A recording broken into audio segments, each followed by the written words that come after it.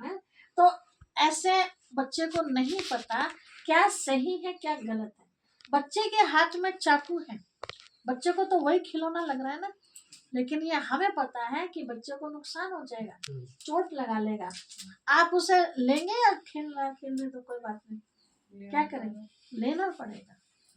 तो लेने के लिए वैसा तो देगा नहीं बच्चा, तो क्या करना पड़ेगा, उसे दूसरी चीज आप दे दो ताकि उसका मन उसमें लग जाए, उसको छोड़ दे आसानी से। तो ऐसे हमारा सबका जो मन है वो व्यर्थ की बातों में तो बहुत लग जाता है ना। कोई कहे हमारे पास टाइम नहीं है, ऐसा कह सकते हैं, टाइम सबके पास है, लेकिन वो टाइम कहाँ जा रहा है, सोने में जा रहा है, वो सोने में जा रहा है या इधर उधर की बातों में जा रहा है, या किसी के साथ बात कर है ना, किसी के पास चले गए या फोन पे। आज तो जाने की जरूरत भी नहीं पड़ती, फोन पे मिला दिया, घंटों तक लग गए फोन में, कैसे गया टाइम पता नहीं चला। कोई आके बैठ गई मेरे पास, मैंने हाल चाल पूछ लिया, उन्होंने पूछ लिया, बस उसके बाद क्या बातें होती हैं सब जानते हैं, है ना। तो वो जो आई है मेरे पास, वो मेरा दिमाग ठीक करने आई या दिमाग खराब करके गई। रिजल्ट में ज्यादातर क्या निकलता है, दिमाग खराब है ना। तो थोड़ी बहुत शांति थी, वो शांति भी मेरे भंग। अब मैं शाम को जब पूजा में बैठूंगी तो क्या याद आएगा, तो ध्यान लगेगा ईश्वर से। और जितना भी हम खत्म करने की कोशिश करेंगे नहीं होती, ध्यान कान्हा जी से लगा रहे हैं, बातें वो आ रही है ना। तो ये सारी बातें हमारे अंदर ना घूमे, बस अपना काम, घर की जिम्मेवारियां हमारे। भगवान ये नहीं कहता कि बच्चों को नहीं पालो, है ना, समाज की जिम्मेवारी मत उठाओ, सब कुछ करते हुए उस पिता परमात्मा के लिए भी टाइम निकालो। देखिए वो कहते हैं परम पिता परमात्मा है, पिताओं का भी पिता है।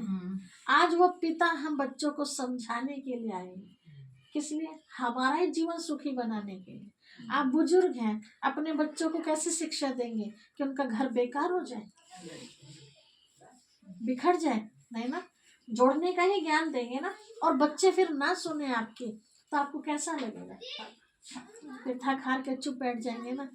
लेकिन फिर भी कोशिश रहेगी बीच बीच में, तो भले वो आपको डांटते रहे, मम्मी आपको कहने की जरूरत ना, लेकिन जब भी आप देखेंगे गलत हो रहा तो ना चाहते भी आप बोल पड़ेंगे, भले 10 गाली सुननी पड़ जाए, क्योंकि प्यार है, इसीलिए रह भी नहीं सकते उनके बिना।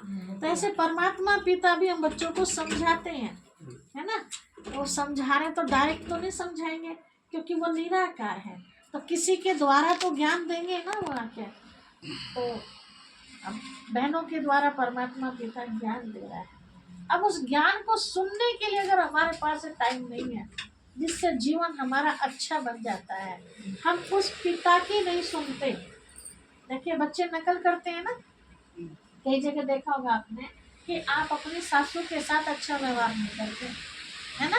इसमें कोई प्लग लगा देना ना है, या सीखने की दे उसमें कोई छोटा बच्चा देख, जिसे ढीला ना हो या तो सीख, बच्चा देख रहा होता उस चीज को कि मेरी मम्मी दादी को देखो कैसे तू पड़ाके से बोल रही है। बच्चा क्या करता है, वो अपनी मम्मी के साथ, अब मम्मी कहती बेटा ऐसे थोड़ी बोलते हैं, तो कई तो बच्चे जवाब भी दे देते हैं कि मम्मी तुम ना बोल रही थी दादी को ऐसे, जवाब भी दे देते हैं बच्चे। तो किससे सीखे, हमारे से सीखे, है ना।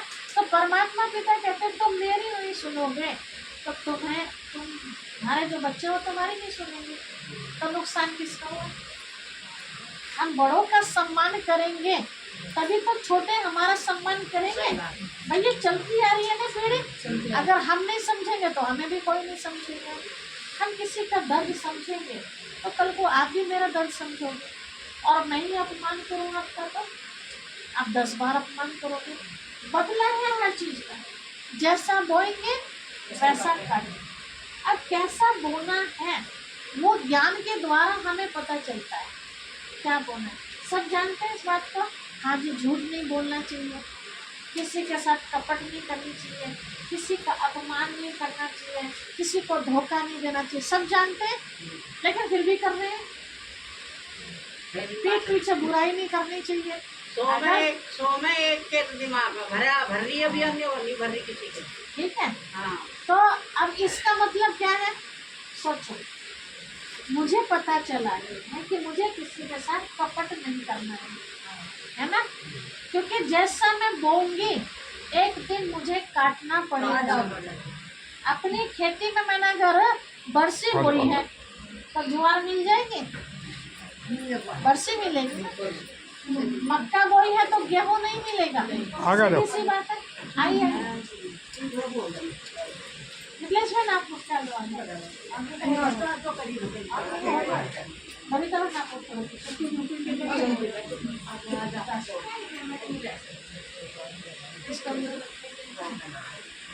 आ जाओ आगे लो, पंखे में आ जाओ, मत दादा ही ना कट जाऊँ तो